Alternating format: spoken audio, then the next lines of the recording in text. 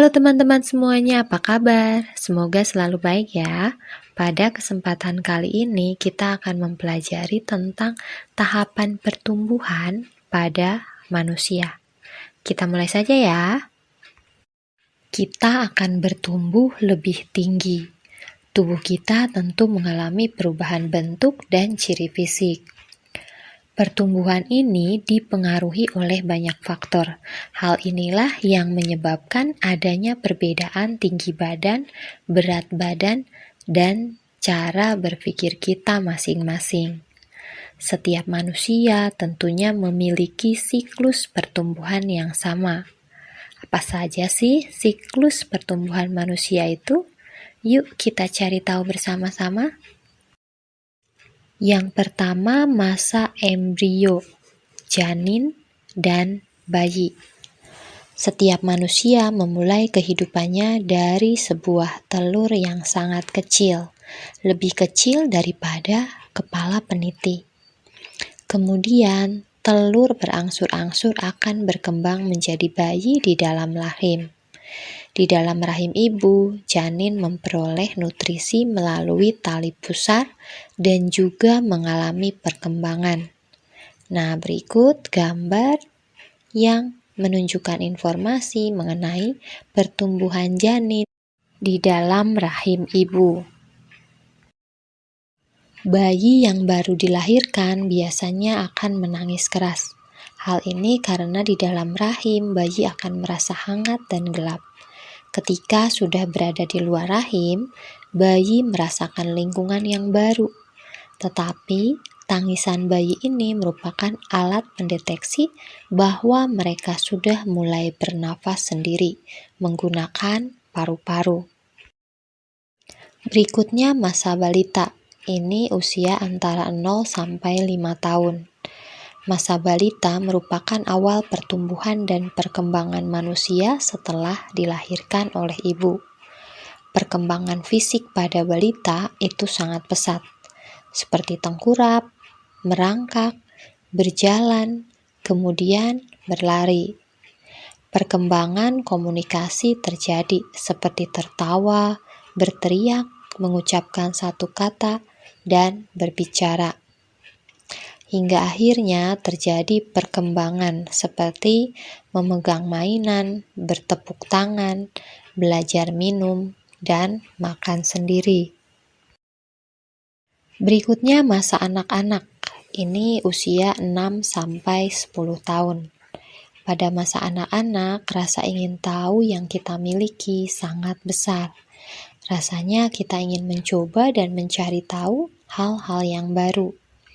Tubuh kita pun menjadi lebih besar. Begitu pula dengan otak kita.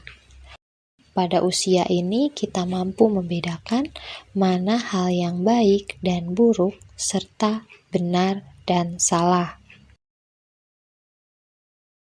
Berikutnya masa remaja. Masa remaja ini usia 10 sampai 17 tahun. Pada masa ini selain tubuh kita lebih tinggi, fisik kita pun mengalami perubahan. Pada umumnya perempuan mengalami perubahan ini pada usia 11 sampai 14 tahun, sedangkan laki-laki pada usia 12 sampai 15 tahun. Beberapa bagian tubuh kita akan tumbuh menjadi lebih besar. Anak perempuan berkembang menjadi wanita dan anak laki-laki berubah menjadi pria. Hal ini tentu juga berpengaruh pada cara berpikir dan bertingkah laku. Masa-masa ini disebut masa remaja pubertas. Adapun perubahan fisik yang terjadi pada saat pubertas dipengaruhi oleh hormon-hormon pada tubuh. Perubahan fisik ini meliputi perubahan pada kelamin primer dan sekunder.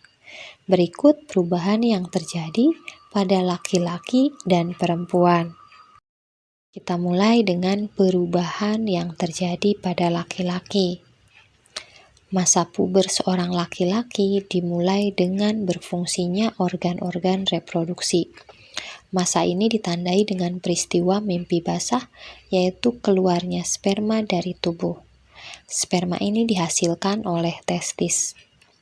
Ciri-ciri kelamin sekunder yang muncul antara lain dada menjadi lebih lebar dan bidang, suara membesar dan semakin berat, tumbuh rambut pada ketiak dan sekitar kemaluan, serta jakun membesar. Berikutnya pada perempuan. Masa puber seorang perempuan dimulai dengan berfungsinya organ-organ reproduksi perempuan. Masa ini ditandai dengan haid atau menstruasi, yaitu keluarnya darah dari arat kelamin perempuan akibat peluruhan ovum bersama lapisan dinding rahim. Lama siklus menstruasi perempuan berbeda-beda dan dipengaruhi oleh faktor makanan, gangguan emosional, stres, atau kondisi kesehatan. Rata-rata siklus menstruasi terjadi selama 28 hari. Selain mengalami menstruasi pada saat memasuki masa pubertas, muncul ciri-ciri kelamin sekunder, antara lain payudara dan pinggul membesar, suara kecil dan lembut, serta tumbuh rambut pada ketiak dan sekitar kemaluan.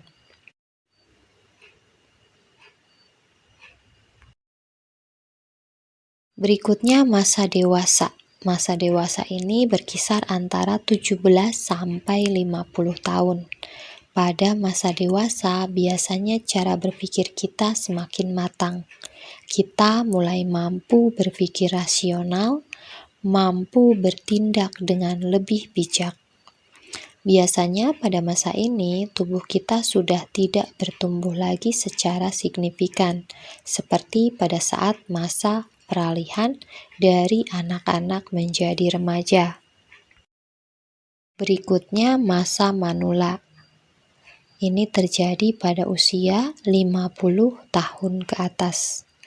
Pada usia ini terjadi penurunan fungsi organ-organ tubuh, misalnya berkurangnya pendengaran. Gerakan pun menjadi lambat karena persendian kaku dan tulang keropos atau osteoporosis. Tubuh terasa cepat letih dan daya tahan tubuh terhadap penyakit menurun. Wanita akan mengalami menopause. Tahap ini ditandai dengan berhentinya haid karena organ reproduksi tidak mampu menghasilkan ovum yang matang. Sampai di sini dulu pembahasan kita tentang tahapan pertumbuhan pada manusia. Mudah-mudahan bisa dipahami ya. Dadah, sampai jumpa lagi.